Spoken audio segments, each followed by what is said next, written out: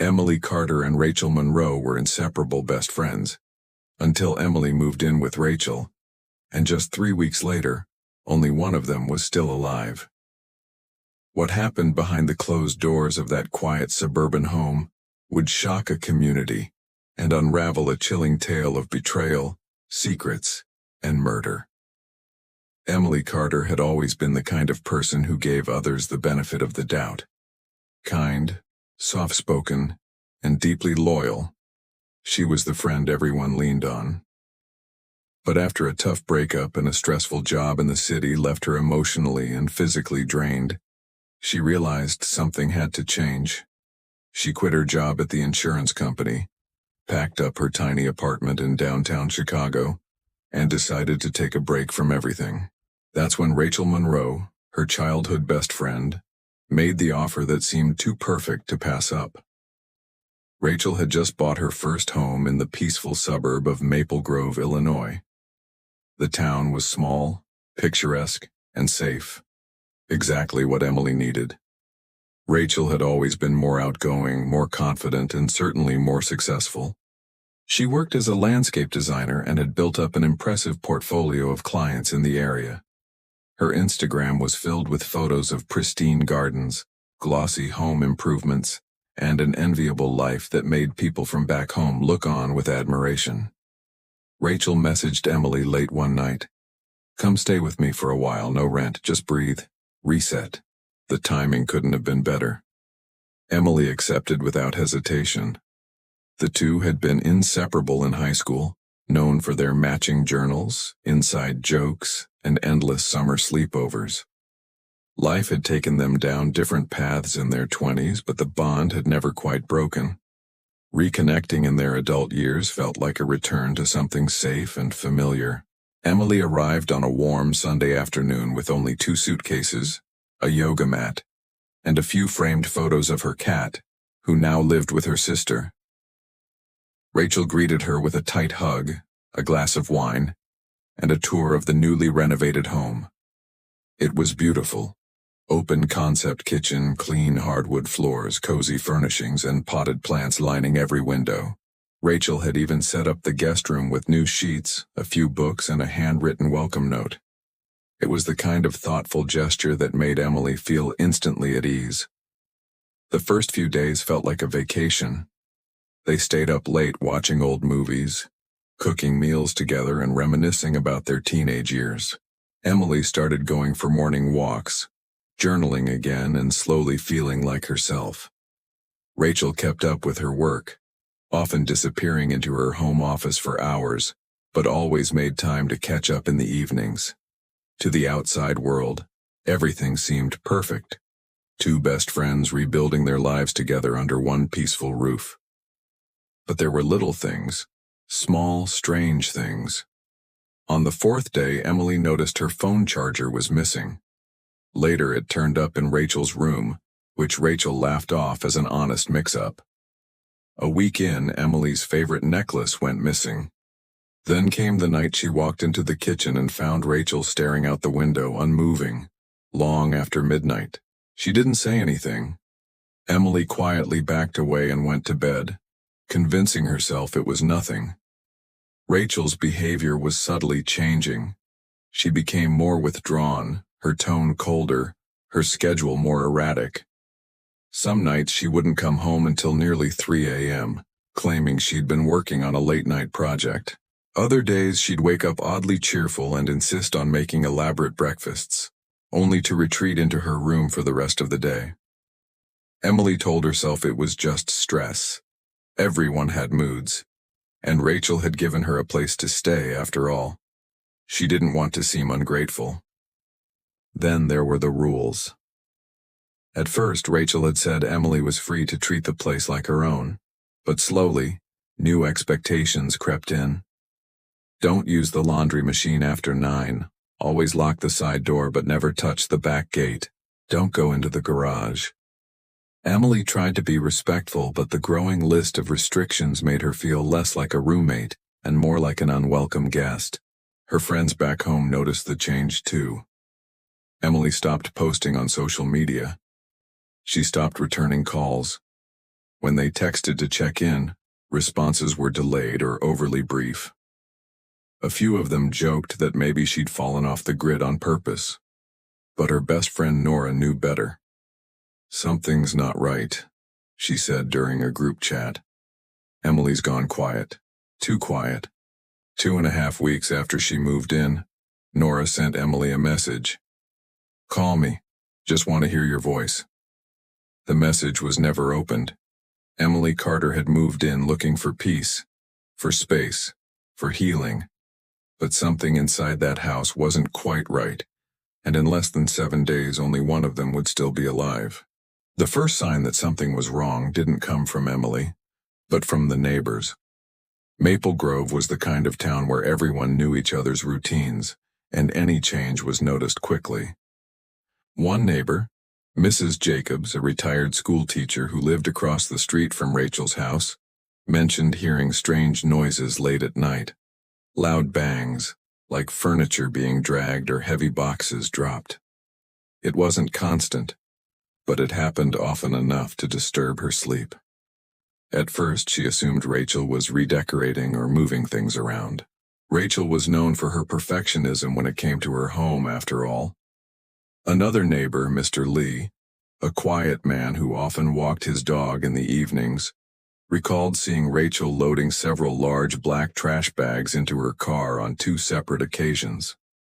It was unusual because Rachel typically took care of her yard and house herself, and there had been no visible renovations or cleanouts announced. Mr. Lee didn't think much of it at the time, but filed the memory away, not expecting it to become important. Weeks passed and Emily's friends back home grew more worried. They had tried calling and texting but received no meaningful response. Finally, one of Emily's closest friends, Lisa, decided to reach out to the local police department, expressing concern for Emily's welfare. Emily hadn't been seen or heard from in days, and with the odd behaviors Rachel exhibited, Lisa feared something might be wrong. The police took the request seriously and decided to conduct a welfare check at Rachel's residence. When officers arrived on a chilly Tuesday afternoon, Rachel answered the door quickly, smiling but appearing slightly tense. She said Emily had gone to visit a friend out of town and wouldn't be back for a few days. Rachel's calm demeanor seemed convincing, but the officers were trained to notice inconsistencies. They asked about Emily's car, which was still parked in the driveway, and about personal belongings, which were all still inside the house. Rachel said Emily had left in a hurry, forgetting her keys and phone at the house. The officers asked to see inside, but Rachel insisted that everything was fine, and that Emily was just taking time to herself.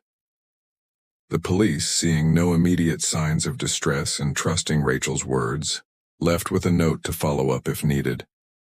But what the police didn't know was that Rachel I.'s story didn't match reality. In truth, Emily hadn't left the house in weeks. She hadn't spoken to anyone except Rachel since moving in, and in the shadows of that seemingly peaceful home, a darker truth was slowly unraveling. Later that week, a delivery driver stopped by Rachel's house with a package she had ordered online. As he was about to leave, a sudden, overwhelming smell hit him, something metallic and rotting. Concerned, he mentioned it to the company, which prompted them to call the police once again. This time, when officers returned, they had a warrant to search the property thoroughly. Inside, the atmosphere was heavy and unsettling. The house was clean, almost unnervingly so, with every surface spotless except for a faint sticky residue near the laundry room floor. It was there, beneath a loose floorboard, that the officers made a grim discovery: a small box.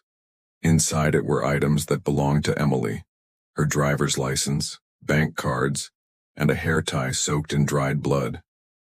The evidence sent shockwaves through the investigation. The police quickly moved from a simple missing person case to a potential crime scene.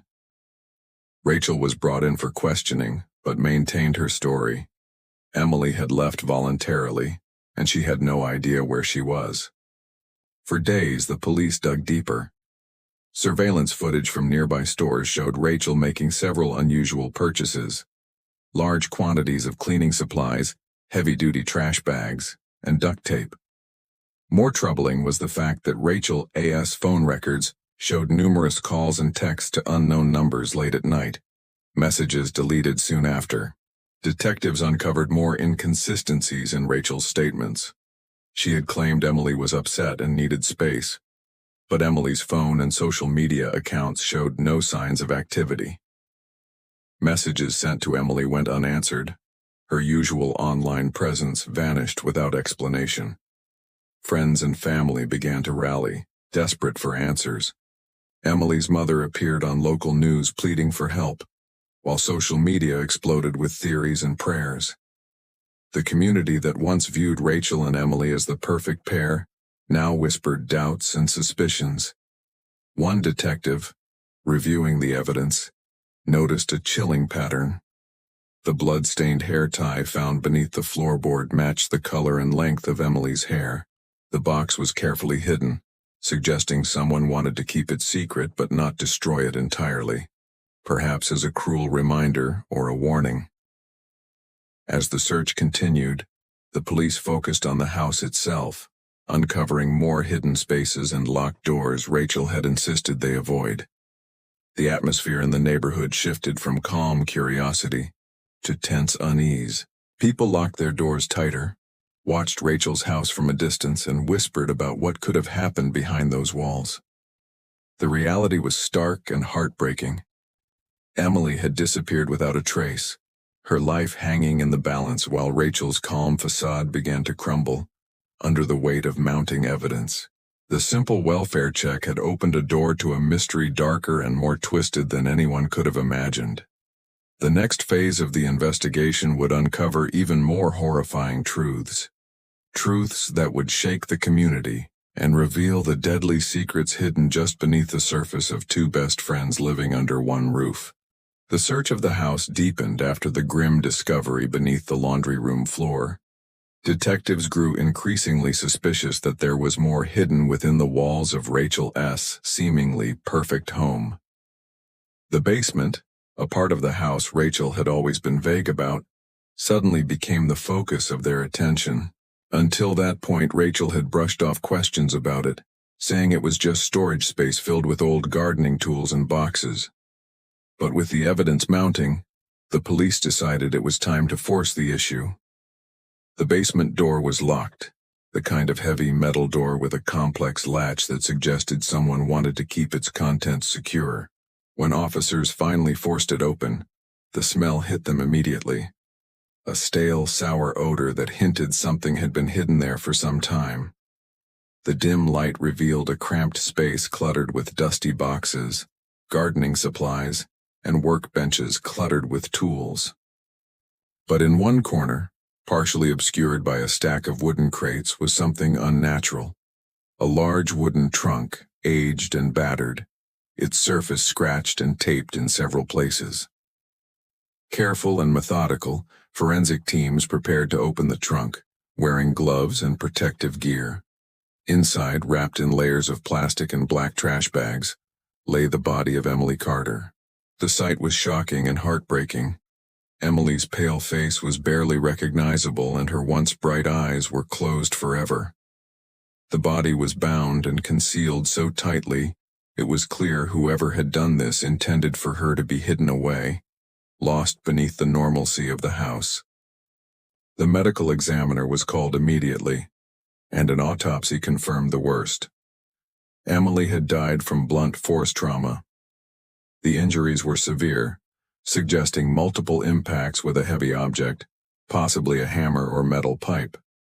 Yet the most perplexing detail was that there were no defensive wounds on her hands or arms. It appeared Emily never had the chance to fight back or call for help. Detectives pieced together a timeline. Emily had died roughly 2 weeks after moving in with Rachel. This matched the period during which her friends had lost contact, and when strange noises were reported in the neighborhood.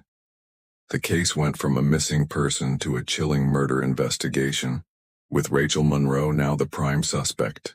The police arrested Rachel at her home, She didn't resist, but her calm demeanor seemed unsettling given the evidence stacked against her. During questioning, Rachel stuck to a sparse story. An argument had gotten out of control, she claimed, but she refused to elaborate. She insisted Emily had been unstable, that she was worried about her friend but didn't mean for anything to happen. The detectives found her answers vague, rehearsed even. Digital evidence soon complicated Rachel's narrative. Forensic experts recovered deleted text messages from Emily's phone, which had been hidden in Rachel's bedroom. The messages told a story of growing fear and mistrust. Emily had been confronting Rachel about missing money, strange behavior, and secretive late-night outings. One message, never sent but saved as a draft, read, "If anything happens to me, look at Rachel." More disturbing details surfaced. Investigators discovered that Rachel had been opening multiple credit cards using fake identities, including one in Emily's name. She had racked up thousands of dollars in debt, including charges for travel, expensive gifts, and home improvements, all paid for with stolen money. Financial records showed a steady decline over the last year, with Rachel's bank accounts overdrawn and bills unpaid. Surveillance footage from local stores revealed Rachel purchasing suspicious items just days before Emily's death. Large bottles of bleach, heavy-duty trash bags, duct tape, and a new trunk, all purchased in separate transactions to avoid drawing attention. It painted a picture of premeditation, not a crime of passion. Neighbors and friends watched the trial unfold in horror. To them, Rachel had seemed confident, kind, and successful. The revelation that she was living a double life, one marked by deception and violence, was impossible to reconcile with the woman they thought they knew. As the evidence piled up, prosecutors argued that Rachel had lured Emily into the house under the guise of friendship, only to trap her. The silence surrounding Emily's disappearance was no accident. It was a carefully constructed plan to hide a deadly secret. Rachel's motive was clear: desperation to cover debts and a dangerous need to control. The community was left grappling with the fact that a killer had lived among them, hiding in plain sight. Rachel Monroe's house, once a symbol of friendship and new beginnings, became a haunting reminder of betrayal and loss. And for Emily Carter, the promise of a fresh start ended in tragedy, buried deep beneath the surface of the basement floor. As the investigation progressed, detectives uncovered disturbing details about Rachel Monroe's life that painted a far darker picture than anyone had imagined. Behind the polished facade of a successful landscape designer and charming homeowner lay a tangled web of lies, financial desperation, and manipulation that had been hidden from even her closest friends and family. The deeper the police dug into Rachel's past, the more alarming the discoveries became. Financial records showed that for over a year, Rachel had been living beyond her means. Her bank statements revealed a growing mountain of debt, with numerous unpaid bills, maxed-out credit cards, and suspicious transactions. Even more troubling, several of these credit cards were opened under false names, fraudulent identities that investigators linked directly back to Rachel. One of the most shocking revelations was Rachel's use of Emily Carter's personal information to open a credit card account without her knowledge. Over the previous months, Rachel had run up thousands of dollars in charges on this card, buying expensive equipment, paying bills, and even making luxury purchases that had nothing to do with everyday expenses. The evidence suggested that Rachel was not only financially unstable, but also willing to betray the trust of her closest friend to keep up appearances. Surveillance footage from local stores showed Rachel purchasing several items that became critical to the case. Large containers of bleach, industrial-strength cleaning products, rolls of heavy-duty trash bags, duct tape, and a sizable wooden trunk, all within days of Emily moving in. The purchases, when viewed together, seemed chillingly deliberate, indicating careful preparation for something sinister. The investigators began piecing together a timeline that showed Rachel planning well in advance how to cover her tracks. Rachel's digital footprint revealed even more. Deleted text messages recovered from Emily's phone, which was found hidden in Rachel's bedroom, showed that their friendship had taken a dark turn in the weeks before Emily's death. Emily had grown suspicious of Rachel's erratic behavior, her unexplained absences, and most of all, missing money from her bank account. Emily's messages were desperate, pleading for answers and honesty. One draft text, never sent but saved on her phone, read, "I don't know if I can trust you anymore. Please don't make me disappear." The betrayal cut deep.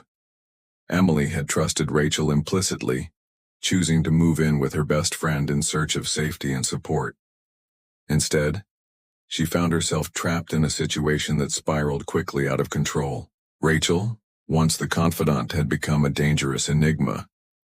As the community learned of these details, the shock was palpable. Neighbors who had once admired Rachel's home and professionalism now viewed her with suspicion and fear. Friends who had believed in her kindness struggled to accept that she had led a double life, a woman capable of fraud, theft, and ultimately murder. The trial revealed more about Rachel's state of mind and her motivations. Prosecutors argued that Rachel's mounting debts and fear of losing her house pushed her toward desperation. Rather than confronting her problems, she chose to silence Emily when her friend began uncovering the truth. The calculated way Rachel disposed of the body, hidden carefully in the basement, wrapped tightly and concealed beneath layers of plastic and trash bags, showed cold planning rather than impulsive violence. Psychologists who evaluated Rachel during the trial described her as manipulative and controlling, traits that made it easier for her to deceive Emily and others. She was described as someone who could present a warm, caring exterior while hiding darker intentions underneath. The jury heard how Rachel had created an illusion of normalcy, maintaining social media posts and public appearances that masked her true struggles and dangerous actions behind closed doors. Friends of Emily, watching from the courtroom and through media coverage, felt a mix of heartbreak and relief. Heartbreak for the loss of someone so kind and trusting, relief that justice was finally being sought. Emily's mother made a public statement after the verdict, expressing sorrow and urging others to pay attention to the warning signs in their own lives. Rachel Monroe was ultimately found guilty of first-degree murder and sentenced to life in prison without the possibility of parole. The sentence marked the end of a horrific chapter for the community and a painful closure for Emily's family. Yet the questions lingered. How could someone so close betray a friend so completely? How did this tragedy go unnoticed for so long? The case became a stark reminder of the hidden dangers that can exist beneath familiar faces and friendly smiles. It also served as a cautionary tale about trust, manipulation, and the lengths to which some will go to protect their secrets. In the quiet town of Maple Grove, Rachel's house stood empty for months after the trial, a silent monument to the terrible crime that had occurred within its walls. Neighbors avoided walking past it, and it was eventually sold to new owners who promised to restore it and erase the shadow that lingered. For Emily Carter, her life was stolen in the home she thought would heal her wounds. But the truth behind her disappearance exposed a darkness few expected and reminded everyone that sometimes the greatest dangers come from the people we hold closest. The day of the trial arrived with a heavy cloud hanging over the courthouse. The community was gripped by a mixture of anticipation and sorrow, eager for answers, yet dreading what would be revealed. Rachel Monroe, once known for her vibrant personality and success, sat impassively in the defendant's chair, her expression unreadable as the prosecution laid out the case against her. The courtroom was packed with family members, friends, neighbors, and media. Emily Carter's family attended every day, their grief palpable, but their resolve unshaken. They wanted the world to know the truth about what had happened to their daughter, the gentle and trusting woman whose life had been cut short in the most brutal way. The prosecution's opening statement set the tone, They described Rachel's actions as cold, calculated, and cruel. The evidence was overwhelming. The financial fraud, the purchases of cleaning supplies and tools used to hide Emily's body, the digital trail of deleted messages, and the damning forensic evidence found at the house. The jury saw pictures of the basement, the trunk, and the items found concealed beneath the floorboards, images that brought home the horrifying reality of what had happened. Throughout the trial, Rachel's defense attempted to portray her as a woman pushed to the edge by financial stress and emotional turmoil. They suggested the killing was unintentional, a tragic accident during a heated argument that spiraled out of control. However, the defense struggled to explain the level of planning evident in Rachel's actions, including her attempts to cover up the crime and use Emily's identity to escape financial ruin. Witnesses testified, including neighbors who spoke of the late-night noises and suspicious activity, friends who described Rachel's recent strange behavior, and experts who analyzed the digital evidence. Perhaps most heartbreaking were the testimonies of Emily's closest friends, who recounted the drastic change in her demeanor after moving in with Rachel, how she became withdrawn, anxious, and fearful. The trial also exposed Rachel's manipulative tendencies. Friends and family revealed how she often maintained a charming and likable exterior while hiding darker traits. Psychologists explained that Rachel displayed signs of a personality that craved control and could become dangerous when faced with threats to her carefully constructed life. As the days passed, the jury's expressions grew serious, absorbing the weight of the evidence. When it came time for Rachel to speak, she remained silent, offering no apology or explanation beyond her earlier statements. Her silence spoke volumes, leaving those in the courtroom to interpret her lack of remorse however they chose. The closing arguments were powerful. The prosecution urged the jury to see Rachel not as a victim of circumstance, but as the architect of a terrible crime. A woman who chose to betray and destroy the life of her closest friend to save herself. The defense reiterated their claim of an accidental tragedy, pleading for leniency. After hours of deliberation, the jury returned with a verdict: guilty of first-degree murder. The room was heavy with emotion. For Emily's family, it was a moment of painful justice, a chance to close the door on the nightmare that had upended their lives. Rachel was sentenced to life imprisonment without the possibility of parole, a sentence reflecting the gravity of her actions. In the aftermath, the community struggled to heal. Maple Grove, once known for its tranquility and close-knit neighbors, had been shaken to its core. People spoke more openly about the signs of abuse and manipulation, determined that no one else would suffer in silence as Emily had.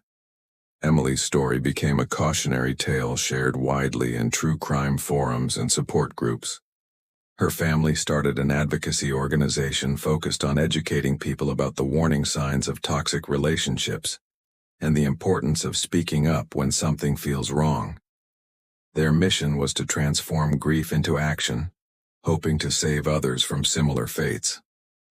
Rachel Monroe's name faded from the headlines but remained etched in the memories of those who knew her story.